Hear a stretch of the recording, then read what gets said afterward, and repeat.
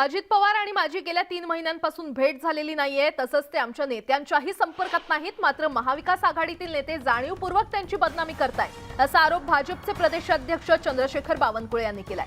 तर पहाटेच्या शपथविधीनंतर जाणीवपूर्वक त्यांच्या विश्वासार्हतेबद्दल प्रश्न उपस्थित केले जात आहेत असंही चंद्रशेखर बावनकुळे म्हटले।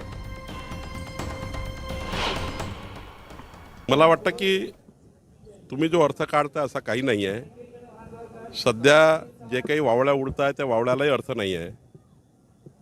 आजपर्यंत तरी कुठलाही असा प्रस्ताव भारतीय जनता पार्टीकडे नाही आहे आणि मागच्या 3 महिन्यापासून मला आमचे राज्याचे विरोधी पक्ष सुद्धा कधी भेटले नाही। विरोधी पक्ष नेते महाविकास आघाडीचे नेते मात्र अजितदादांना बदनाम करण्याचा प्रयत्न करतायत। त्यांच्याबद्दलच्या विश्वासार्हता त्यांच्या विश्वासार्हतेवर प्रश्नचिन्ह निर्माण करण्याचे दिसत आहे। आम्हाला काही सरकार पाडण्याचा इंटरेस्ट नव्हता, आम्हाला काहीच घेणं देणं नव्हतं, पण ज्या पद्धतीने नैसर्गिक युती सोडून उद्धव ठाकरे हे काँग्रेस राष्ट्रवादीच्या मांडीवर जाऊन बसले आणि त्यांनी विश्वासघात केला।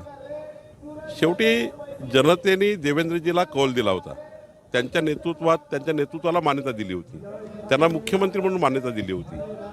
पुढचे मुख्यमंत्री देवेंद्रजी होतील असाच कल महाराष्ट्रात दिला, म्हणूनच 165 वर आमदार निवडून आले। राष्ट्रवादीचे नेते अजित पवार भाजपसोबत जाण्याच्या चर्चा गेल्या काही दिवसांपासून रंगलेल्या आहेत आणि त्यावर राष्ट्रवादीच्या नेत्यांनी प्रतिक्रिया दिल्यात। अजितदादांनी देखील या चर्चांना पूर्णविराम दिला, मात्र तरीही अजितदादा भाजपसोबत जाणार असल्याच्या चर्चा काही थांबत नाहीयेत। यात आता आणखी एका घटनेनं भर पडली आहे। अजितदादा हेच जनतेच्या मनातील मुख्यमंत्री असल्याचे बॅनर्स पुण्यामध्ये झळकले, त्यामुळे चर्चांना उधाण आलंय आणि जनतेच्या मनातील मुख्यमंत्री, महाराष्ट्राच्या राजकारणाचा केंद्रबिंदू अजित पवार असं या बॅनरवर लिहिलेलं पाहायला मिळतंय। पुण्यातील कोथरूडमध्ये हे बॅनर्स झळकल्यानं सर्वांच्या भुवया उंचावलेल्या आहेत। अजित पवारांनी काल एक मुलाखत दिली होती आणि त्यात त्यांनी मुख्यमंत्री व्हायला आवडेल असं म्हटलं होतं। त्यानंतर लगेचच हे बॅनर लावण्यात आलेले आहेत।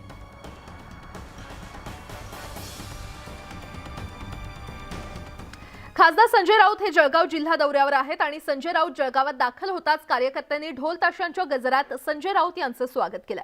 रविवारी उद्धव ठाकरे यांची पाचोरा येथे जाहीर सभा होणार आहे आणि या सभेच्या पार्श्वभूमीवर संजय राऊत हे जळगावमध्ये दाखल झाले। तर उद्धव ठाकरे यांच्या सभेपूर्वीच जळगावमध्ये राजकीय वातावरण तापलं। संजय राऊत जळगावात आल्यानंतर शिवसेना कार्यकर्त्यांनी त्यांना काळे झेंडे दाखवण्याचा प्रयत्न केला।